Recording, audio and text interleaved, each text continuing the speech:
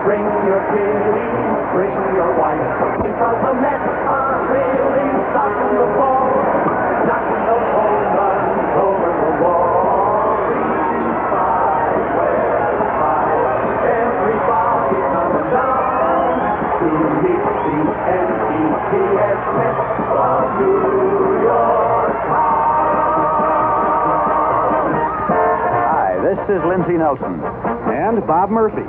And you're right in the middle of the bright, exciting, wonderful world of the New York Mets, where baseball has never been so much fun. And this is the love story that puts this shiny new world into orbit. The enchantment, the courtship, and the honeymoon of the Mets and their fans. It's a story of let your hair down, blending with a stand-up and be counted baseball devotion. A story of warm, vibrant, fun-loving baseball fans and their new team. Baseball fans in the world, but with a special kind of loyalty.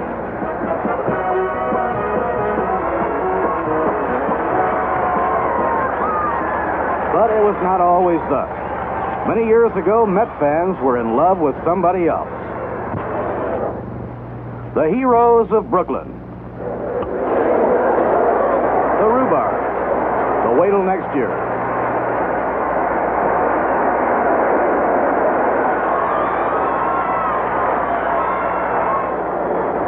The Polo Grounds immortal.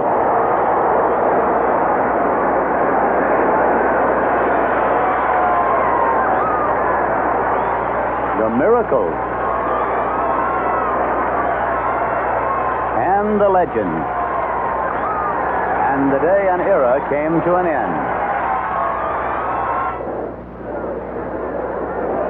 And to some, the loss was deep and personal, and they swore they would never love another. Yes, National League Baseball was gone from New York town. But never is a long, long time. And soon there was a new fella in the neighborhood. His name was Mr. Met. To some, he was a doll. And he tried so hard, but others still had that old feeling. And when their former beaux came back to the old neighborhood just to visit, the old Polo Grounds rang as they cheered the old favorite, Hugh Snyder, Stan Musial, and Willie Mays.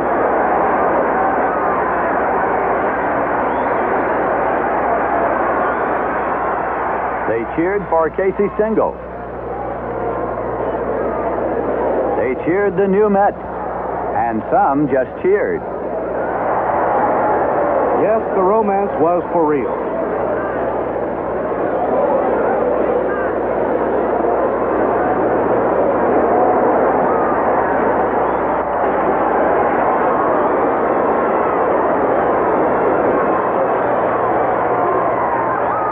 But the setting was temporary, for the gallant old Polo Grounds was soon to be a memory.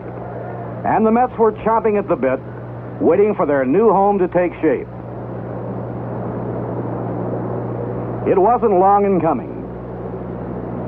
Before you could say Shea Stadium, there it was.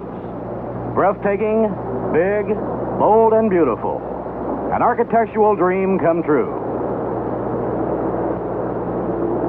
And when Mr. Met said at last, "Come up to my place and let me show you my escalators," the fans could not resist. And who could blame them? The view from inside was magnificent. There were no posts to obstruct the vision of any fan. And with the curve of the stands, they felt they could reach out and shake hands with the fellow sitting out in the corner. The setting was warm and friendly. On the playing field, things were looking much more attractive.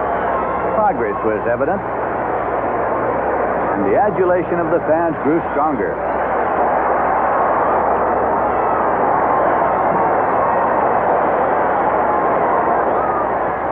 Oops, well, true love doesn't always run smooth. But the improvement was unmistakable.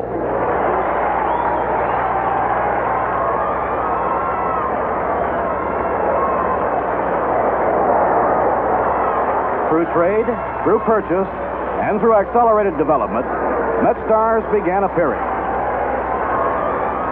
Men like Ron Hunt, named by United Press International as the best second baseman in either league. The Mets Player of the Year in 1964 and the Mets' first All-Star.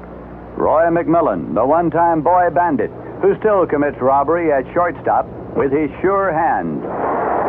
Between them, Hunt and McMillan give the Mets that necessary strength down the middle you always hear baseball men speak of.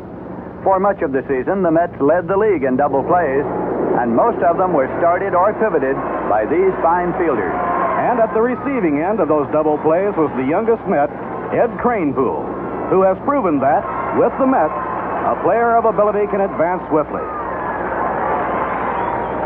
Joe Christopher, a big favorite at Big Shea, came into his own last season, one of 3 Mets to hit over 300. And the spunkiest, winningest of all Met teams never failed to give the fans what they came to see. One of the chief reasons for the spunk and the spark of the Mets is the man whose agile mind and dynamic spirit have led the club on the field since its inception. A man who has earned a place high in the ranks of baseball's nobility. His name, Casey Stengel. His title, manager. How do you account for the tremendous attendance this year at Shea Stadium? The attendance is great. We know how great it was. The owners realize it.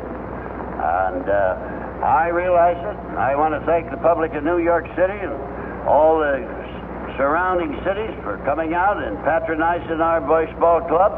What do you need as a manager, Casey? What's your managerial plan to make this a winning ball club 65? The thing is, what we have to do, and it has to be done in a hurry, is to see if we can't get this ball club where we can have a winning streak.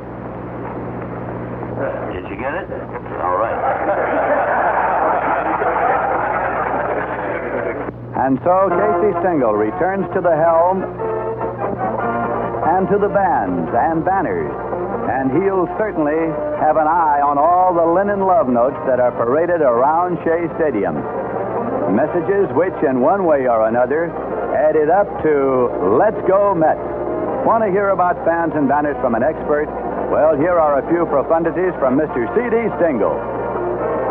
Now, if you want me to go into the fans of New York, I have to say it's outstanding. Some of them have been some of the very greatest fans that's been in the world. They've started more banner days and they have more people to carry banners than in any athletic event that's in the United States. They start in their own neighborhood. Then they start in another neighborhood. Then they make sayings about the ball players. Some of the sayings are outstanding. Some of them carry wonderful prose in them. Others are wonderful poems. And it isn't only in New York City. We have them in Chicago. We have them have come from Boston. We have fun from Philadelphia. We have them in Los Angeles. We also have them in Cincinnati. And when we go into those ballparks, it's not unusual to see a group of Mets fans go Mets, and they start singing in different cities. Things became so competitive in the banner department that the Met management decided on a contest. And so Banner Day was born. And messages of love filled the field. And no Byron, Shelley, or Keats was ever more prolific or prose-worthy.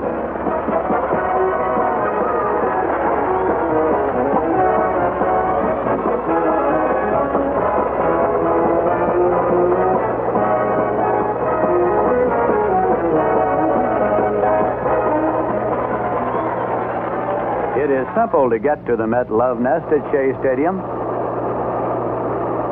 Most people take the subway. The express gets you to the park in 20 minutes from Midtown Manhattan. The Long Island Railroad also provides quick and easy access. If you're driving, wide new highways from all directions help speed you there. And when you arrive, you even get to park your car. That makes for happiness and affection. Plenty of parking space. As a matter of fact, parking problems must be terrible everywhere because people seem to come to Shea from all states just to park. Met fans walk, swim, row, and fly to Shea. The World's Fair Marina is just a short jaunt away for boating butts.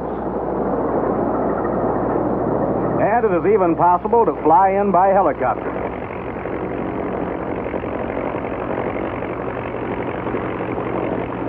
And the glamorous World's Fair is just across the street from Shea Stadium. Some fellows find it convenient to park the wife there and go to the ball game.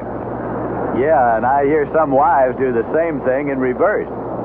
The last time New York had built a World's Fair was 1939. So what was more natural than assembling the participants of the 1939 All-Star Game for the first old-timers reunion at Shea? It was a reunion that dampened the eyes and softened the hearts of thousands.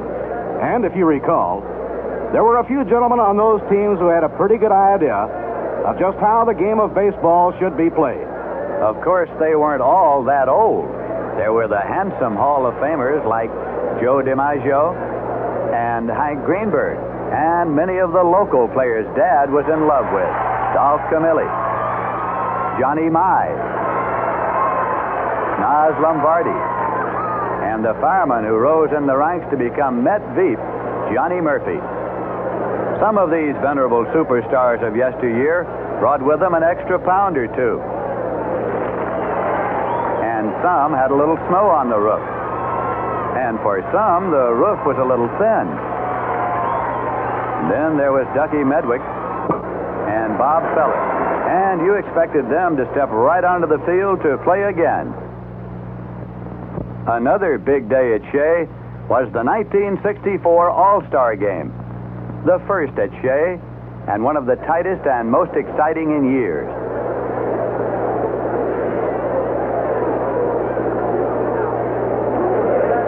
And all the big ones were there. Juan Marichal,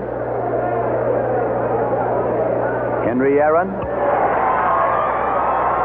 Ken Boyer, and of course the Mets' own Ron Hunt. And the American League brought along its muscle, Harmon Killebrew. And, of course, Mickey Mantle. The Mick made a repeat appearance at Shea, and this time he brought along his Yankee playmate. It was the Mayor's Trophy game, and it was exciting. Flash bulbs popped. And the fans left no doubt about where their hearts were.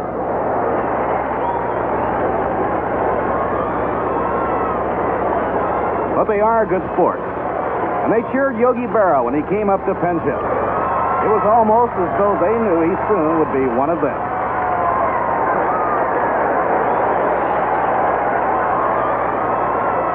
There was another big game at Shea in '64. It featured the All-Stars of 1980, the sons of Mets players. The future Mets presented a murderer's row that swept the old men off their feet 11-0. There was Slugger Smith, Crasher Canizero, Hammerin Hickman.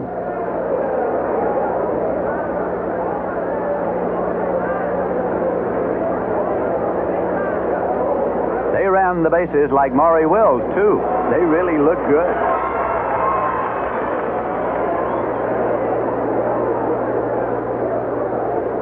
Yes, and their moms looked pretty good, too.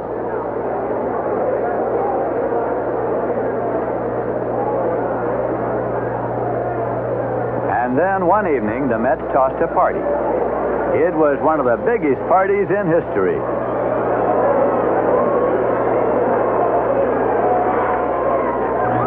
Even the Goodyear blimp attended. And from overhead, it blinked out the message, "Happy Birthday to Casey."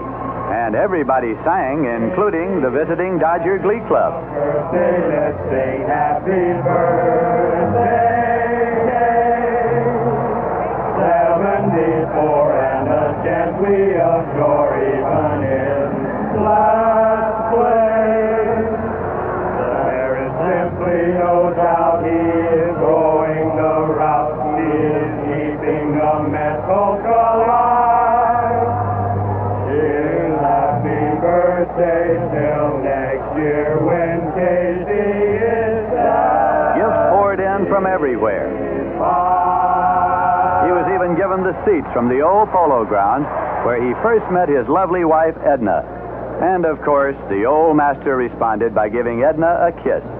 And the 55,000 kibitzers cheered, because all the world loves a lover, even a 74-year-old one. There are young lovers, too, at Shea Stadium. And the Mets have a special date night for them to come and enjoy the music and the dancing.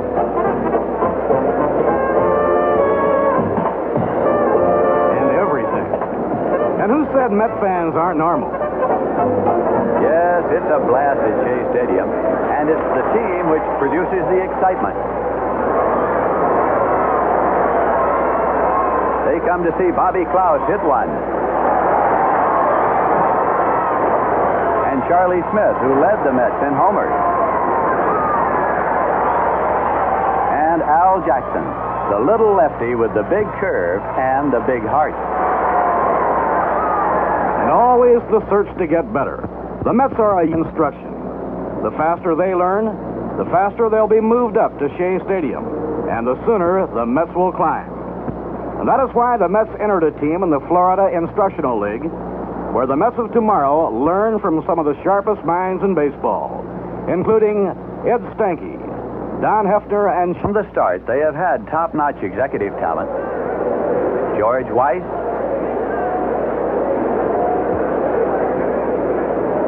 Donald Grant, Donnie Murphy, and now another strong hand joins the club in the person of Bing Devine, chosen by baseball men as Executive of the Year twice running. There is no season for these men.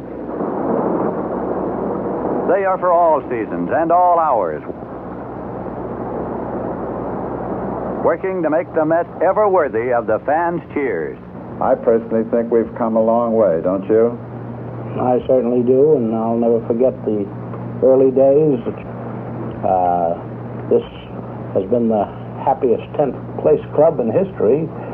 Really feel the upsurge is in sight. I remember we had to take old players to start with to let people know we were in town, and we have gradually replaced them, and now I think our ball club on the whole is probably the youngest in the National League. I think it is, too.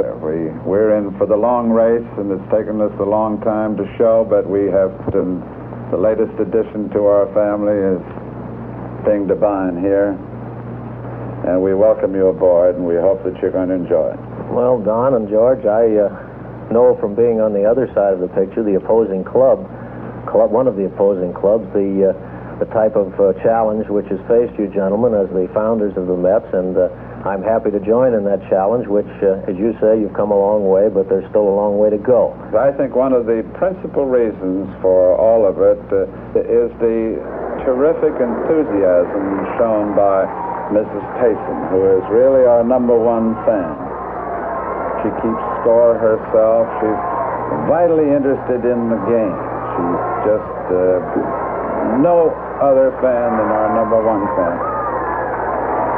Herbie Walker, Frederick Trask, he came in as a director, and Jim Carlisle, and all of those people are still part of our happy family.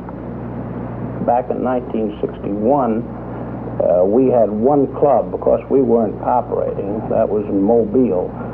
And now we start the season with a minimum of 5 clubs, which indicates at least that we are developing ball players at a pretty good rate. Let's all of us, the family of the Mets, on behalf of the board of directors, make up our minds that we're going to whip into it in 1965 and catch the enthusiasm of our wonderful patrons, these great fans of ours, and see if we can join in the parade, and let's go Mets. The Cupids in this love story hang their hats on the press level at Shea. New York's dedicated sports writers have played a big part in sparking this romance. With their typewriters humming a tune of daily inside contact between the new team and their new breed. Farther down on the press level, The control booth houses the complex electronic devices that deliver scores, information, and messages to the fans on Shea Stadium's huge and beautiful new scoreboard. And there's Jane Jarvis, the Mets' talented organist. And even a couple of sportscasters, including the guy who has hit more home runs than anybody else in broadcasting, Mr. Ralph Kiner. And then there are those little extras that make Shea Stadium just like home. The fashionable Diamond Club, available to season ticket holders.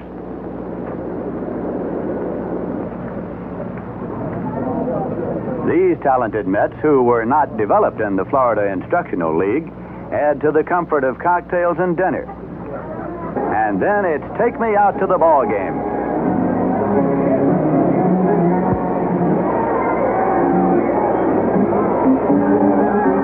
And there were some great ball games to be taken out to.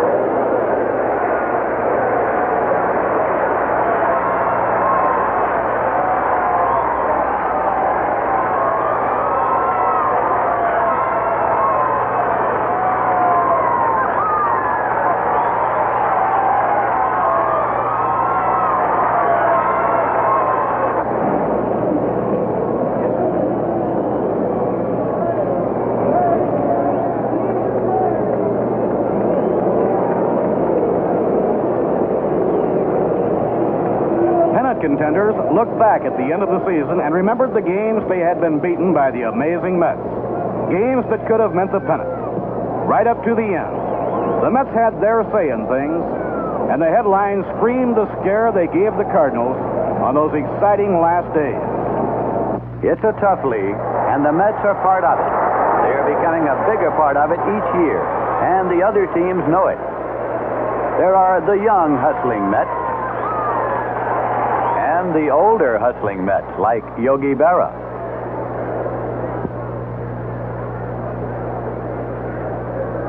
And Warren Spahn. And the even older hustling Mets. And there are the Met fans, already a legend in baseball. All are a part of it.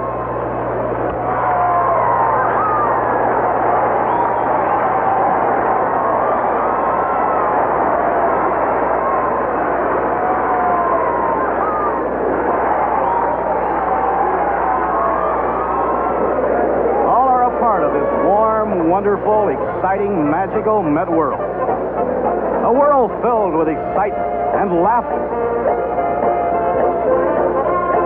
and kids and cheering and chanting and more refreshing good times than the New York sports world has ever known. For there is a beauty in seeing something born and seeing it grow to strength. And so the first wonderful season ended at beautiful Big Shea. The fun wasn't over. It merely had stopped for a while because the lights went out.